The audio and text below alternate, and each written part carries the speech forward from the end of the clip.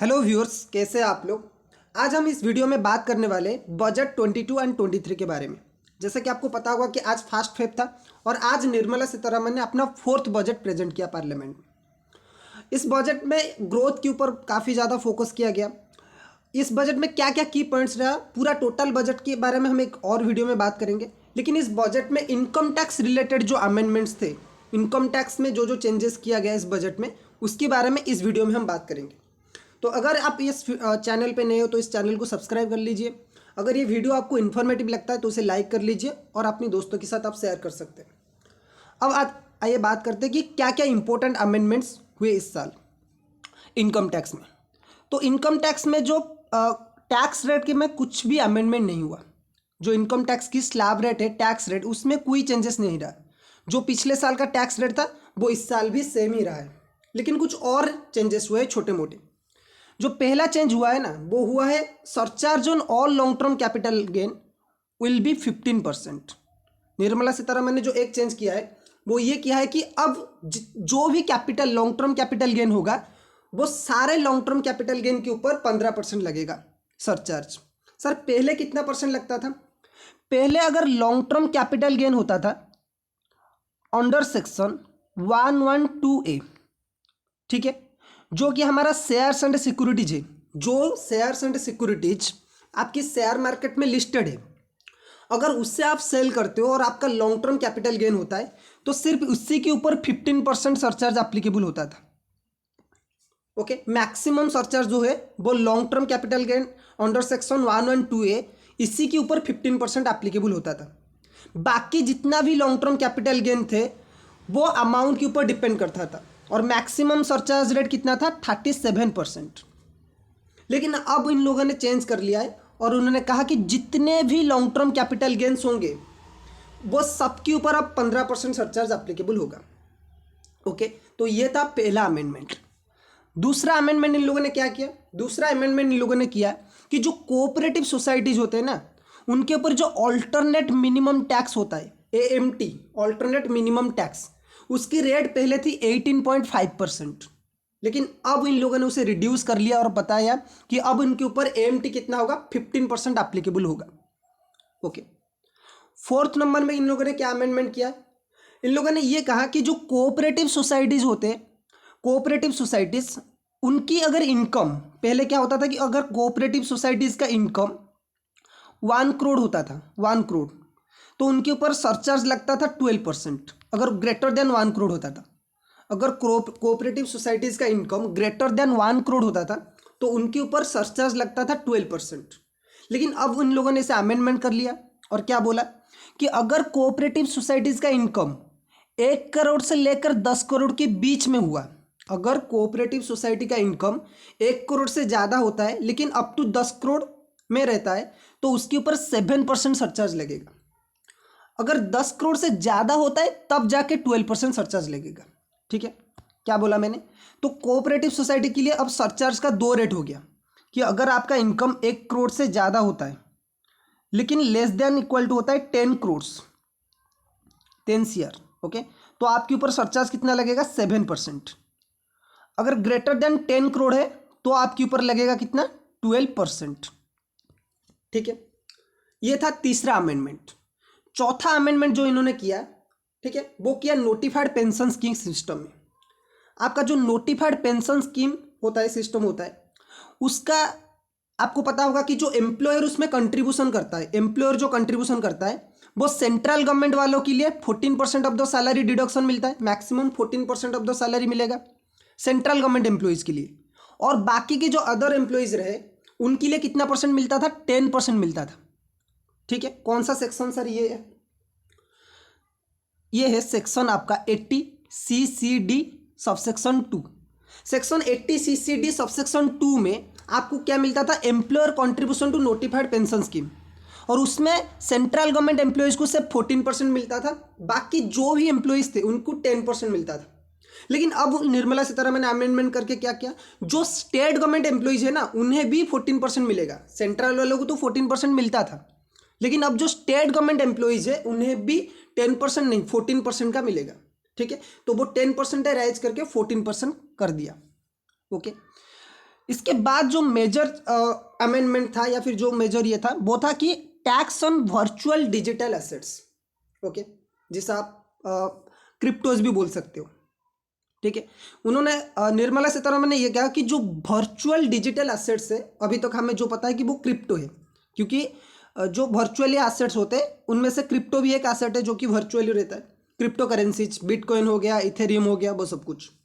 तो अगर आपका कुछ प्रॉफिट होता है, ठीक है, अगर आपका कुछ प्रॉफिट होता है on transfer of virtual digital asset, तो अब आपके ऊपर टैक्स लगेगा, वो भी 30% की रेट से। तो जो भी लोग, हम लोग जो क्रिप्टो सेल करते थे, चाहे वो वाजीरेक्स हो, चाहे वो कॉइन स्विच हो गया, जिसमें आप क्रिप्टोज वगैरह सेल वगैरह करते थे, बाय सेल करते थे, अगर आप प्रॉफिट कमाते हो अब ट्रांसफर करके क्रिप्टो करेंसीज या फिर virtual digital asset, sir virtual digital asset में और क्या क्या आएंगे, एनएफटीज भी आएगा। एनएफटी एक टाइप का एसेट है, वो भी आपका आएगा, क्रिप्टो भी आएगा, ये सब एसेट्स आएंगे। ओके, तो वर्चुअल डिजिटल एसेट उन्होंने कहीं भी, मतलब निर्मला सीतारमण ने कहीं भी क्रिप्टो का नाम नहीं लिया, उन्होंने सिर्फ बोला कि वर्चुअल डिजिटल एसेट्स। तो जो भी वर्चुअल डिजिटल एसेट्स है, चाहे वो क्रिप्टो हो, चाहे वो एनएफटी हो, बस सब इस प्रोविजन में आएंगे। अगर आप इन एसेट्स को सेल करते हो और प्रॉफिट होता है, तो आपको 30% टैक्स देना पड़ेगा प्रॉफिट के ऊपर। ओके, फिर उन्होंने बताया कि कोई भी डिडक्शन आपको नहीं मिलेगा।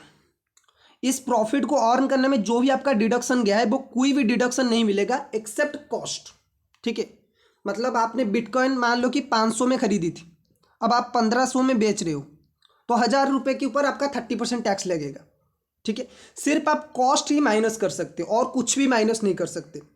जो भी अगर आपने फीस वगैरह कुछ ट्रांजेक्शन फीस जो होता है, जो कॉइन स्विच हो गया या फिर वाजीरेक्स हो गया जो लेते हैं, वो सब अलाउड नहीं होगा, कुछ भी एक्सपेंसेस अलाउड नहीं होगा, सिर्फ cost of acquisition he allowed होगा एज ए एक्सपेंसेस। ओके, फिर उसके बाद इन्होंने बताया कि अगर आप क्रिप्टो ट्रांजेक्शन करते हो तो आफ्टर सर्टन लिमिट, जब आप क्रिप्टो किसी को खरीद रहे हो, ठीक है, मतलब क्रिप्टो किसी से खरीद रहे हो, तो उससे आप टीडीएस भी डिडक्ट करोगे एट ए रेट ऑफ 1% जब आप कंसिडरेशन पे करोगे। ओके, जब आप कंसिडरेशन पे करते हो तो आप टीडीएस भी काट लोगे। ठीक है, on transfer of virtual digital assets. लेकिन कितने अमाउंट के बाद आप टीडीएस काटोगे, अब उन्होंने क्लैरिटी नहीं दिया है। ठीक है, लेकिन 1% टीडीएस आपका कटेगा। ओके, अगर सर आप ये क्रिप्टो करेंसीज या फिर जो वर्चुअल डिजिटल एसेट्स है, ये सब आप अगर आप किसी को गिफ्ट में देते हो, अगर आप इसे गिफ्ट में ट्रांसफर करते हो, तो जिसे आपने गिफ्ट दिया, जो रिसिपेंट है, उसके ऊपर वो टैक्स के लिए लायबल हो जाएगा, उसके ऊपर टैक्स लगेगा। ठीक है, उससे इनकम टैक्स पे करना पड़ेगा, जिससे आप गिफ्ट, जो रिसिपेंट है गिफ्ट का, उसे टैक्स देना पड़ेगा।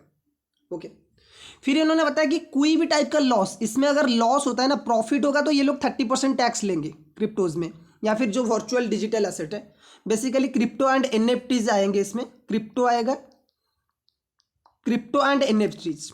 ओके, ये दोनों आएंगे। तो लॉस जो होता है, और भी बहुत सारे एसेट्स होंगे, वो भी आएंगे। तो अगर कुछ लॉस होता है इन लोगों को ट्रांसफर करके या एसेट्स ट्रांसफर करके, अगर आपको लॉस हो रहा है, तो वो लॉस आप सेट ऑफ नहीं कर सकते। ठीक है, अगर प्रॉफिट हुआ तो 30% लेंगे, टीडीएस 1% आपको काटना पड़ेगा। ठीक है, अगर आप गिफ्ट करते हो तो जो सामने वाला गिफ्ट जो रिसीव करे उसके ऊपर टैक्स लगेगा। अगर लॉस होता है ना, तो वो लॉस को भी आप सेट ऑफ नहीं कर सकते। ओके, तो ये था क्रिप्टो रिलेटेड इश्यूज या फिर वर्चुअल डिजिटल एसेट के रिलेटेड टैक्स पॉइंट्स, जो कि एक मेजर अमेंडमेंट है। इसके बाद और कुछ छोटे मोटे अमेंडमेंट्स जो हुआ है इस बार, वो हम बात करते हैं। कि फिर इन्होंने एक बात बताई कि updated return with in 2 years from the end of the assessment year for any income omitted by the assessee. इसका मतलब क्या है, सिंपली मैं आपको समझाता हूँ। मान लो कि आपने क्या किया, आपने प्रीवियस ईयर, आप कोई भी एक प्रीवियस ईयर ले लीजिए, प्रीवियस ईयर 21-22 में आपका 10 लाख का इनकम हुआ था, या फिर आपका 11 लाख का इनकम हुआ था। ओके, एक जीरो ज़्यादा हो गया, चलेगा, 1,10,00,000 का इनकम हुआ था। ओके, लेकिन आपने क्या किया है कि इनकम में सिर्फ 1 करोड़ दिखाया है। ओके, आपने इनकम 1 करोड़ में दिखाया है और आपने रिटर्न फाइल कर लिया 1 करोड़ का, मतलब 10 लाख आपने 10 लाख ओमिशन आपने कर लिया। आपने जानबूझ के किया कि आपसे गलती हो गई, कोई प्रॉब्लम नहीं है, लेकिन 10 लाख में आपने टैक्स नहीं दिया है।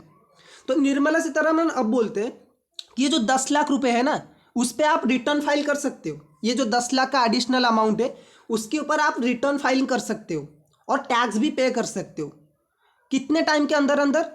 2 years from the end of the assessment year. अगर हमारा प्रीवियस ईयर 21-22 है तो असेसमेंट ईयर क्या होगा? 22-23। ओके, तो 22-23 के एंड होने से आप 2 साल के अंदर, ये एंड कब होता है? 22-23, 31 मार्च 23 को एंड हो जाता है। तो यहां से लेकर 2 साल, ठीक है। सो यहाँ पे 1 साल हो जाएगा क्या? 31 मार्च 24 और 31 मार्च 25, ठीक है। तो 2 साल के अंदर अंदर असेसमेंट ईयर के एंड होने से 2 साल के अंदर अंदर आपको रिटर्न फाइल करना पड़ेगा। जो 10 लाख आप ओमिट कर चुके हो उसके ऊपर आपको रिटर्न फाइल करना पड़ेगा, ठीक है। तो ये एक बेनिफिट है। अगर कोई इंसान कोई भी अमाउंट ओमिट कर लेता है या फिर ओमिशन हो जाता है, उसे गलती से छूट जाता है उसकी इनकम से, तो वो 2 साल के अंदर अंदर दोबारा जाके टैक्स पे कर सकता है। अब इंटरेस्ट वगैरह क्या उसके ऊपर लगेगा वो अलग बात है, वो क्लैरिफाई करेंगे बाद में फाइनेंस बिल में। ओके, लेकिन बेसिकली उन्होंने बताया कि अगर आप कोई इनकम आपसे छूट गया है असेसमेंट में और अगर आप अभी उसका रिटर्न फाइल करना चाहते हो तो आप अब 2 साल के अंदर अंदर असेसमेंट ईयर की एंड होने से 2 साल के अंदर अंदर आप रिटर्न फाइल कर सकते हो। ओके, फिर इन्होंने और एक अमेंडमेंट किया। वो क्या था?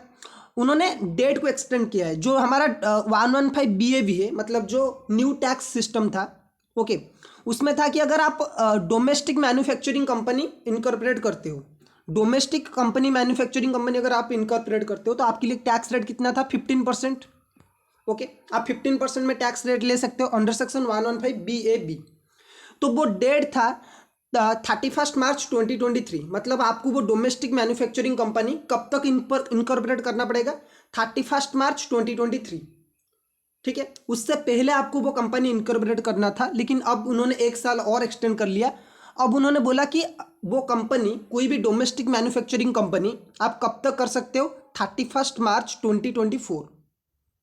ओके, इस डेट से पहले अगर आप कोई डोमेस्टिक मैन्युफैक्चरिंग कंपनी बनाते हो, इनकॉर्पोरेट करते हो, तो आपको डिडक्शन मिलेगा अंडर सेक्शन 115 BAB। मतलब ये जो सेक्शन है उसका बेनिफिट आप ले सकते हो।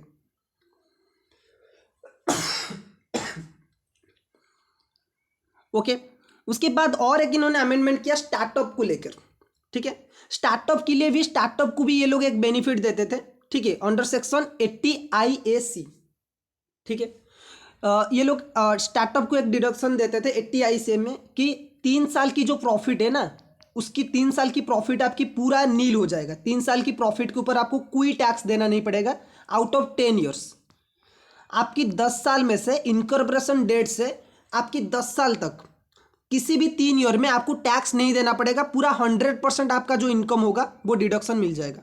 जितना भी आप इनकम करते हो वो पूरा 100% आपको बेनिफिट मिल जाएगा out of for 3 years, out of any 10 years, ठीक है। लेकिन इसके लिए एक कंडीशन था कि आपको स्टार्टअप का इनकॉर्पोरेशन करना पड़ेगा या फिर वो स्टार्टअप शुरू होना चाहिए किस डेट के अंदर अंदर? 31 मार्च 2022।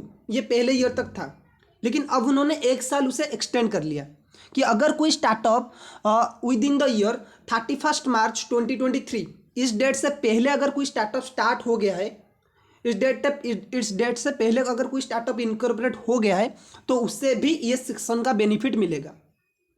ओके, इसके बाद उन्होंने कुछ क्लैरिफाइज किया। ये बेसिकली ये जो लास्ट के 3 पॉइंट्स है ये बेसिकली अमेंडमेंट्स नहीं है, लेकिन उन्होंने क्लैरिफाई किया और क्लियर कर दिया लॉ को कि जो भी ब्रॉड फॉरवर्ड लॉसेस है ना, अगर आपके पास कोई ब्रॉड फॉरवर्ड लॉसेस है तो वो आप अनडिस्क्लोज्ड इनकम के साथ सेटअप नहीं कर सकते।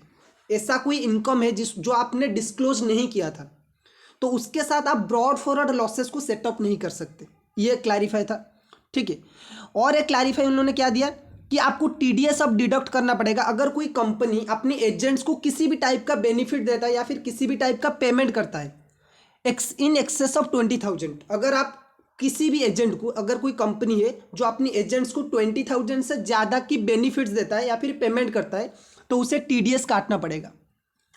ओके, फिर और एक क्लैरिफाई उन्होंने क्या किया कि कोई भी सरचार्ज वो अलाउड नहीं किया जाएगा आज बिजनेस एक्सपेंसेस। उनकी जो स्पीच थी उसमें उन्होंने बताया कि कुछ कंपनीज, कुछ कॉरपोरेट्स ये क्लेम कर रहे थे कि जो हेल्थ एंड एजुकेशन सेज है ना, हेल्थ एंड एजुकेशन सेज है, उसे बिजनेस एक्सपेंसेस ट्रीट कर रहे थे। तो इन्होंने मना कर दिया, ठीक है, कि हेल्थ एंड एजुकेशन सेज या फिर किसी भी टाइप का सेज या फिर सरचार्ज है, किसी भी टाइप का सेज या फिर सरचार्ज है, वो बिजनेस एक्सपेंसेस नहीं है। ओके, तो ये 3 क्लैरिफाइज थे और बाकी के जो ऊपर वाले थे वो अमेंडमेंट थे, ठीक है। तो बस इतना ही अमेंडमेंट्स था इस साल की जो डायरेक्ट बजट में डायरेक्ट टैक्स के रिलेटेड। ओके, तो कैसा लगा ये वीडियो आप लोग कमेंट्स में बता सकते हैं। अगर कोई पॉइंट मैंने छोड़ दिया तो आप बता सकते हैं मुझे, ठीक है। और नेक्स्ट वीडियो में हम मिलते हैं। Thank you.